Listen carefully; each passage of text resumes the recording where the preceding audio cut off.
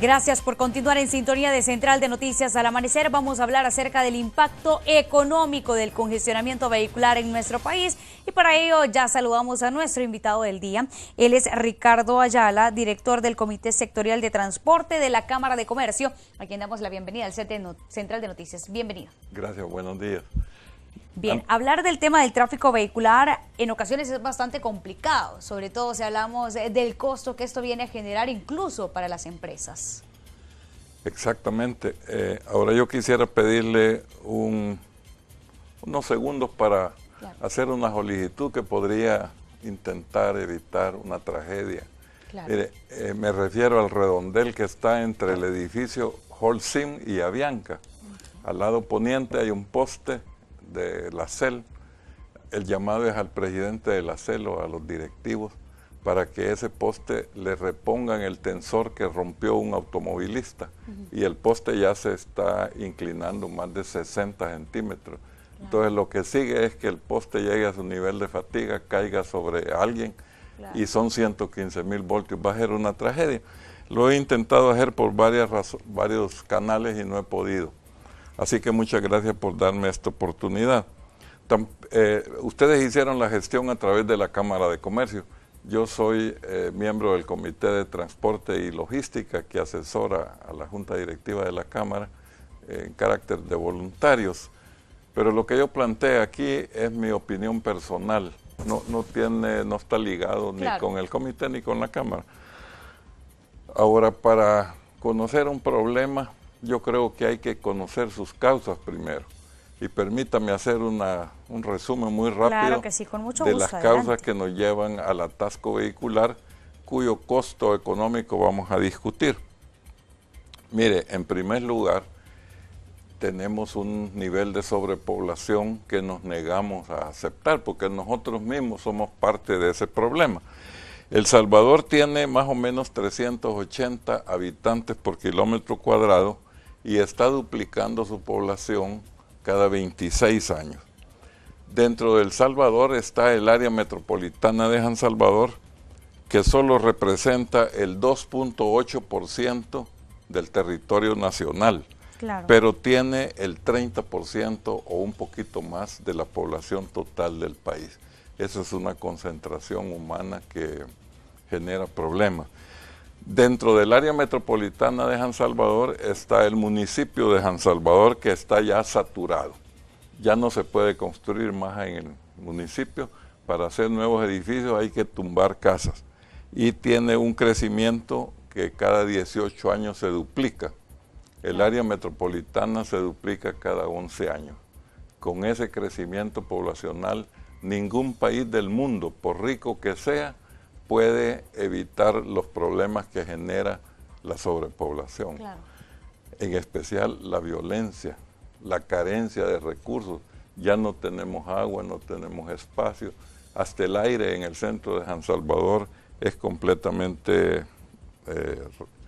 dañino a la salud. Ahora, ¿a qué se debe eso? Además de la sobrepoblación, al deficiente sistema de transporte colectivo que tenemos.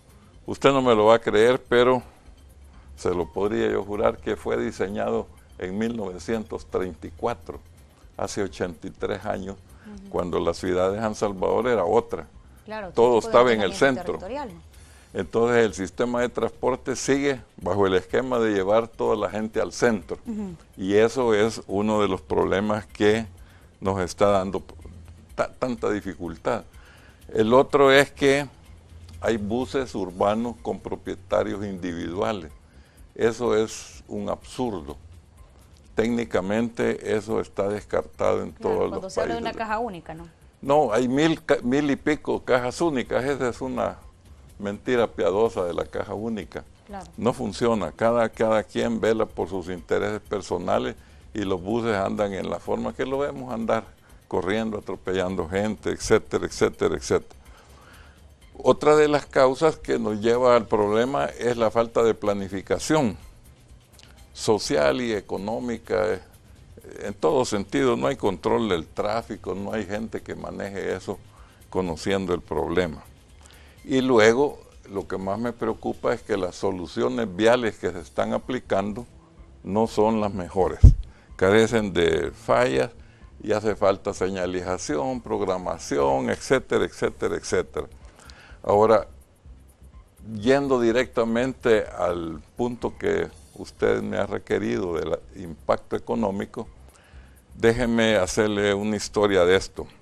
En 2013 yo hice un estudio sobre los combustibles que se consumen en el área metropolitana en condición de desperdicio. Claro. Porque los atascos vehiculares detienen el tráfico, pero no detienen la marcha del motor de su vehículo. Claro.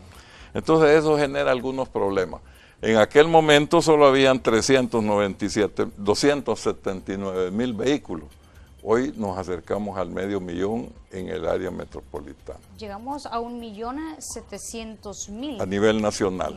Y de esos casi la mitad reside, entre comillas, en el área metropolitana de San Salvador y circula aquí. Claro. Con el agravante que todos los días ingresan a San Salvador. Bueno, unos salen y otros ingresan, pero el saldo es a favor de los que ingresan, casi 80,000 vehículos, que traen casi 300,000 personas al centro de San Salvador. No nos damos cuenta del hacinamiento en que vivimos, porque nosotros somos parte de ese hacinamiento, pero es una cosa innegable, completamente innegable. Entonces me tomé algún tiempo para hacer investigaciones, la cilindrada promedio de los vehículos, las revoluciones que trabaja entre ralentí y una aceleración, todo un proceso para investigar. Claro.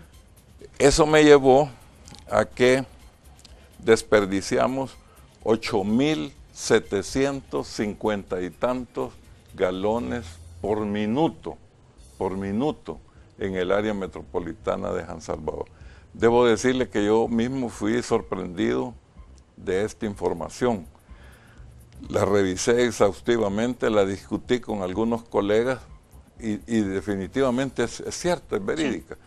Incluso hice una publicación en el periódico La Prensa Gráfica de manera didáctica, explicando cómo se había llegado a ese dato, por si alguien tenía una opinión contraria que la pudiera argumentar.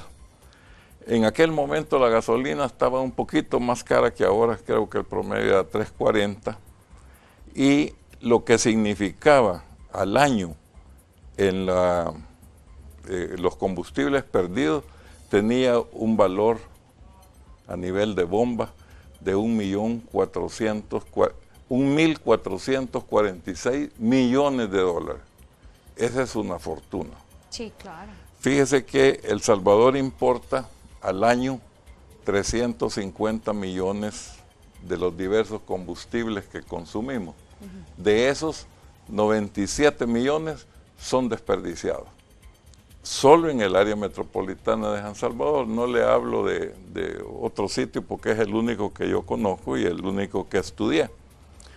Perder casi 100 millones de galones de combustible, quemarlos sin necesidad para echarlos al ambiente como contaminación, debería ser un delito contra la salud. Bueno, esos 1.446 millones es un rubro importante, pero hay otro más importante. El segundo rubro que significa deterioro y costo económico son los accesorios, los repuestos, sobre todo embrague, frenos, piñones, etcétera, que se deterioran por el uso excesivo del vehículo en estos atascos.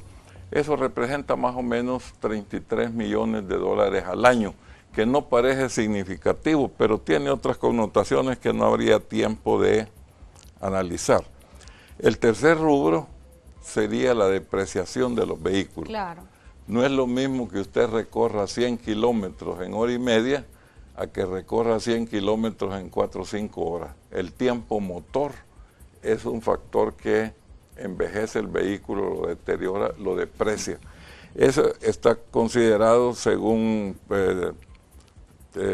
tasas internacionales, porque no tenemos estudios al respecto, en otros 284 millones de dólares al año. Y hay pequeñas colisiones que ocurren por los atascos que según estadísticas y experiencias extranjeras, porque no las tenemos nosotros, sí, significa unos 18 o 20 millones al año. Eso hace un total de 1.781 millones que desperdiciamos. Somos un país pobre y mire cómo estamos gastando el dinero. Claro. Pero hay un rubro que yo quisiera destacar y es el tiempo laboral que perdemos todos en los atascos vehiculares. Claro. Naturalmente, esta es una estimación, pero he tratado de ser objetivo. Le voy a puntualizar las cifras porque estaría sujeta a polémica, pero quiero ser imparcial en esto.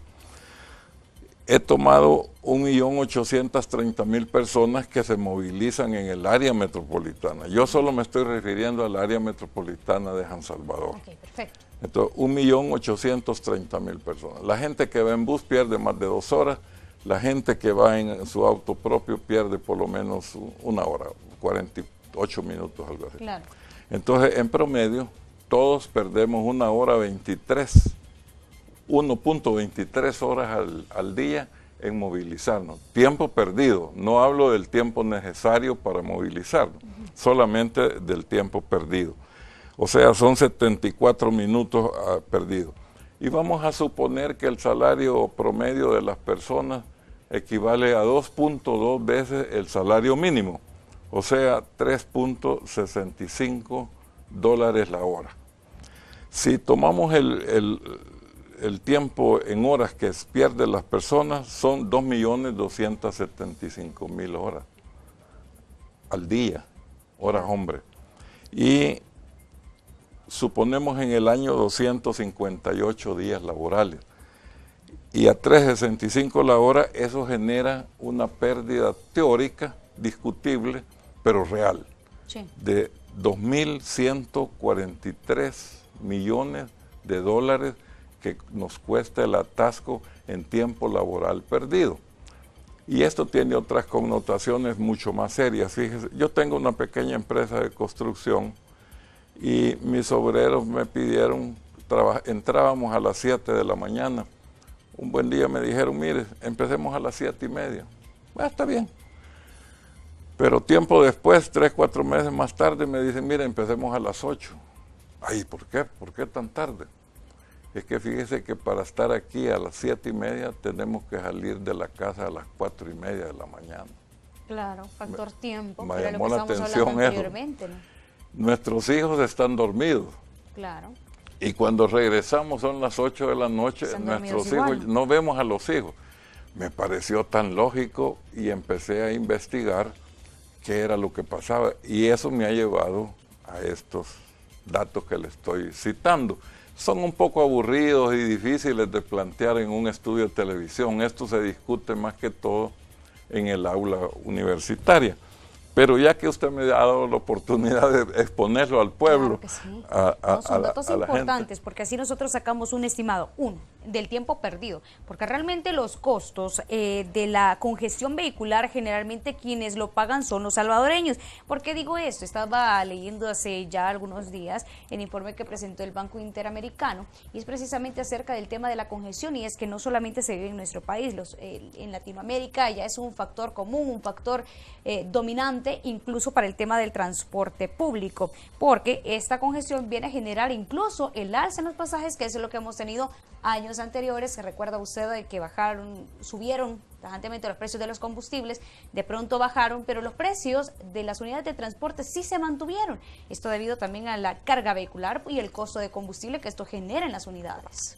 Claro, eso habría que analizarlo dentro de lo que es el transporte colectivo, que es una pena, tenemos un transporte colectivo totalmente ineficiente que afecta al usuario especialmente, pero también a los propietarios de los vehículos.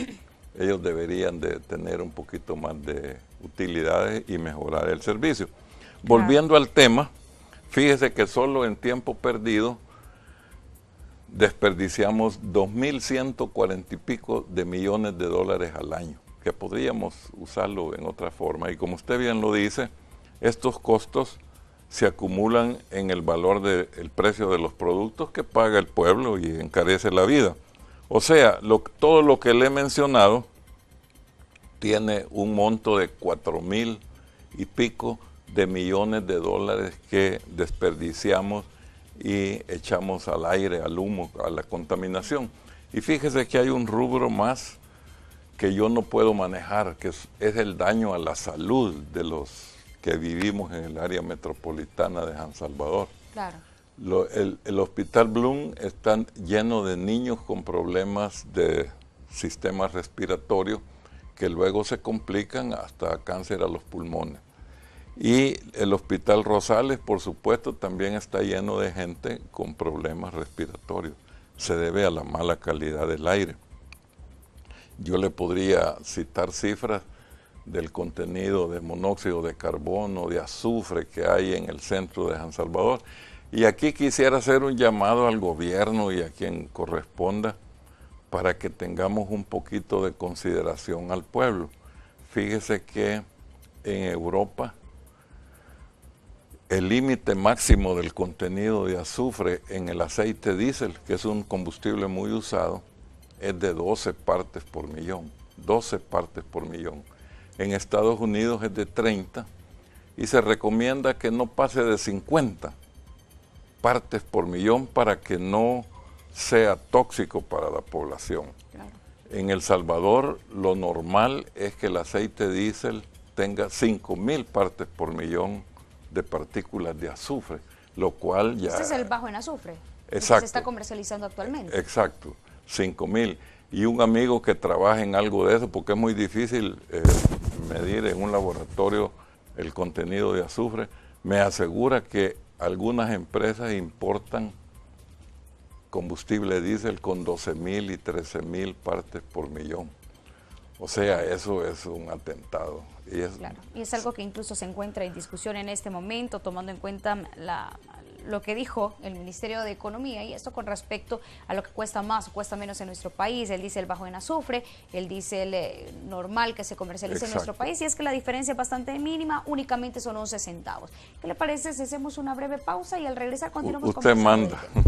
Ya regresamos, nos vamos a la pausa.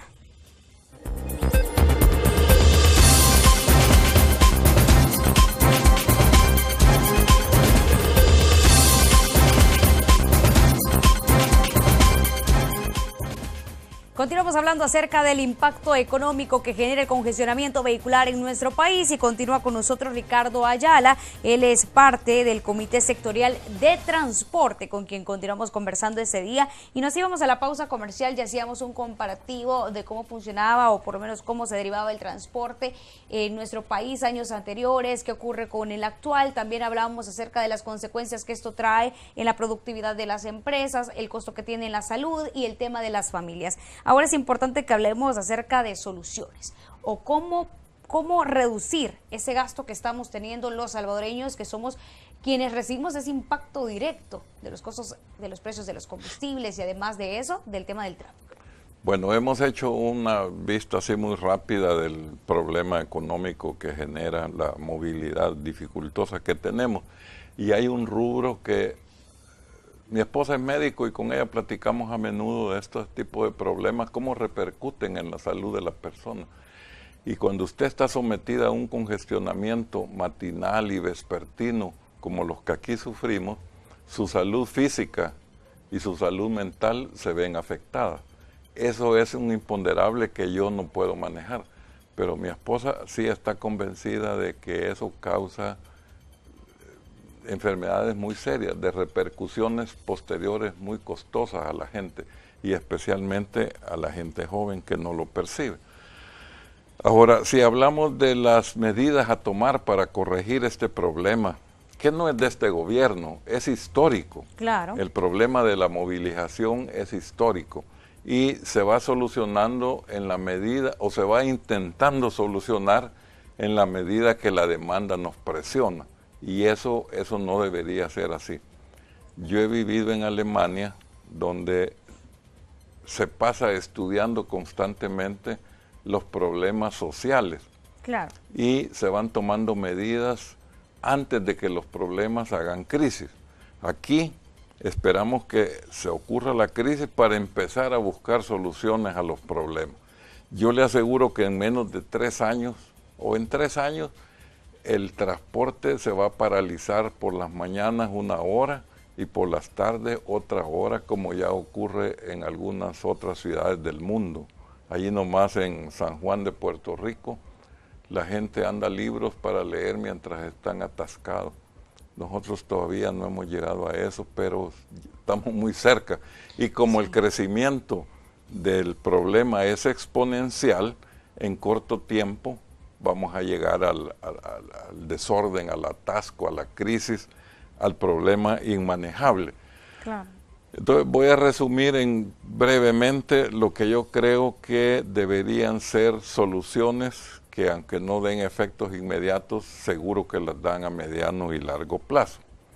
Mire, en primer lugar, El Salvador necesita una política de población acorde a su realidad. Claro. Hoy tenemos un crecimiento desmesurado de la población que, curiosamente, los organismos del Estado encargados de manejar esto están ocultando cifras y manipulando tasas, etcétera, tratando de engañarnos. No sé si con algún propósito o por ignorancia, pero que lo están haciendo, lo están haciendo. Fíjese que cuando se hizo el censo del 2007, se dejó por fuera del censo casi 800,000 personas. Y lo podemos ver en los niños. Según el censo, solo había 100,000 niños menores de 1 año. Pero 6 años más tarde, ingresaron al sistema educativo de El Salvador, tanto público como privado, más de 140,000 niños. Los niños no emigran. Y si pasaron de ser 100 en el año 2007 a ser 140,000 niños que van a la escuela, al sistema educativo. Hay algunos que murieron en ese intervalo, hay otros que empiezan la escuela un poco más tarde, o sea, realmente habían 150,000 niños y el censo solo registró 100,000. Y alguien que trabajó en eso me dijo que había sido una orden superior. El propósito es que al tener menos población, el PIB per cápita mejora, porque dividimos entre menos gente la riqueza que el país produce en 1 año. Sí. Eso es un absurdo, yo diría una estupidez, perdone la palabra, porque es estarnos engañando a nosotros mismos. Los economistas dicen también que el PIB ha sido inflado, lo cual no me sorprendería si se ha mentido respecto a la población, que es un dato evidente, mucho más fácil mentir con el PIB, que es un dato un poco subjetivo. Claro. Entonces, la primera medida para solucionar nuestros problemas, desde la violencia hasta la falta de todos los satisfactores como agua, vivienda, empleo, transporte, etcétera, es que implantemos una política racional de población. Fíjese que el mes próximo se va a hacer un homenaje a una niña que va a dar a luz antes de cumplir 10 años. Y lo vamos a festejar. Ese es un absurdo. Nadie habla del padrastro que violó y embarazó a esa niña, sino de hacerle un homenaje porque es la niña más joven que va a ser madre. Mire a dónde hemos llegado, a qué niveles. La política de población debe ser acorde a la realidad del país. Educar a la gente, educación sexual para los jóvenes. Los adolescentes están teniendo una actividad sexual y una prolificidad por encima de lo normal. Entonces eso ayuda a que la población crezca más rápido. Y lo que me sorprende y me frustra es que los organismos internacionales, para no tener problemas con los gobiernos, aceptan esa manipulación. No, incluso en la CEPAL, en el informe que presentaba ya por el año 2002, apenas cuando comenzaba a recrudecerse este problema, hablaba acerca de la visión renovada, entre comillas, de las autoridades, donde entre estas cosas planteaba el tema del ordenamiento territorial para los países de Latinoamérica. Y eso viene a ser una detonante en nuestro país, tomando en cuenta la cantidad de vehículos que a diario circulan, la falta de parqueos, muchos utilizan incluso ejes preferenciales que requieren una multa, y las autoridades en ese momento, ¿dónde están? Eso es lo que se pregunta la población. Sí, fíjese que esa es la segunda medida que yo iba a mencionar, desconcentrar la población. Mire, aquí hay cosas increíbles. Fíjese que aquí en Santa Elena, donde está situado el canal, y en Antiguo Cuscatlán, donde yo vivo, el promedio de personas por kilómetro cuadrado ronda 6,000. es un municipio sano, normal, no tiene crisis de nada, aunque el transporte en esta zona se ha vuelto crítico porque no se ha planificado. Claro. Y hay centros de trabajo que tienen una cantidad de personas con autos increíbles, como el edificio de Avianca, Holcim, la Embajada de los Estados Unidos, etcétera. Claro. Entonces, en las horas pico, aquí es peor que en el centro, en Santa Elena. Pero bueno, ese es otro problema. Pero me quiero referir que en Soyapango hay colonias donde el promedio de personas por kilómetro cuadrado llega a 50,000. Eso ya es inmanejable. Ahí hay de todo, desde violencia hasta homicidios, etcétera, etcétera, etcétera. Entonces, esas dos medidas, una política de población racional y desconcentrar el área metropolitana donde está toda la actividad del país, es un absurdo. Ahí están las industrias, las universidades, las escuelas, etcétera. Tenemos que crear otros polos de desarrollo, al menos 2, para evitar este problema. Ahora me voy a referir a algo que es, a mi juicio, indispensable. El gobierno ya dio muestras plenas, tanto este como todos los anteriores, que no puede manejar el problema de la movilización. O no tiene la gente, o no le interesa, o le interesan más los impuestos que genera esta importación excesiva de combustibles que desperdiciamos. Podría ser un atractivo, son 62 millones que recibe el gobierno en este combustible desperdiciado. Pagamos al menos 5 impuestos, no es decir, como 74 o 80 centavos por galón de combustible consumido acá en nuestro país. Entonces imagina esa cantidad de galones. Puede ser un atractivo. No quiero ser cáustico con los que administran el país, pero maquiavélicamente uno tiene el derecho a pensar que puede ser un atractivo y por eso no intentan resolverlo. Claro. No lo afirmo, pero lo dejo planteado. Entonces, otro procedimiento que debe hacerse es crear un organismo técnico integrado por ingenieros especializados en transporte. Quiero decirle que el tráfico es una especialidad de la ingeniería, no es un procedimiento burocrático. Tiene que hacerse un organismo con autoridad y autonomía suficiente para que establezca, diseñe, señalice, administre y programe el sistema de movilización en el área metropolitana de San Salvador. De otro modo, estamos condenados al caos vehicular. Y ahí tenemos parte de las soluciones que podríamos implementar en nuestro país. Y el tiempo se hace corto cuando hablamos del tema de déjeme solo mencionar la última, que es muy importante. Adelante. Mire, yo he insistido en la Cámara de Comercio que los horarios deben ser flexibles en su inicio, el horario laboral. No hablo de horarios escalonados, que esa es otra cosa, claro, sino que dignifiquemos al trabajador y permitámosle que a su conveniencia inicie sus labores entre las 7 y las 9 de la mañana. Eso nos permitiría que la hora y media de concentración vehicular matinal se amplíe un poco a 2:30 o 3 horas. Equivaldría a ser el doble de vías o tener la mitad de los vehículos. Eso no es invento mío. Claro. Se estableció en la ciudad de Dresden, en Alemania, donde yo viví por algún tiempo y pude ver cómo pasó Dresden de una ciudad congestionada en la mañana y en la tarde a una ciudad fluida todo el día. Eso es, a mi juicio, las 4 medidas que deberemos aplicar para poder salir de este problema que tenemos. El Salvador tiene muchos problemas, claro, pero la movilización nos afecta a todos, encarece la vida, complica la salud, crea psicosis, los accidentes de tránsito se incrementan porque cuando usted pasa por la capital y le toma una hora cruzarla, va para el aeropuerto, va desesperado y va rápido, claro, y se mata en un accidente. No sé si tenemos más tiempo para... Ya estamos al filo de la entrevista. Muchas gracias a usted. Ha sido un gusto estar con usted. Es un tema bien amplio. Estaría invitado, por supuesto, para otras ocasiones.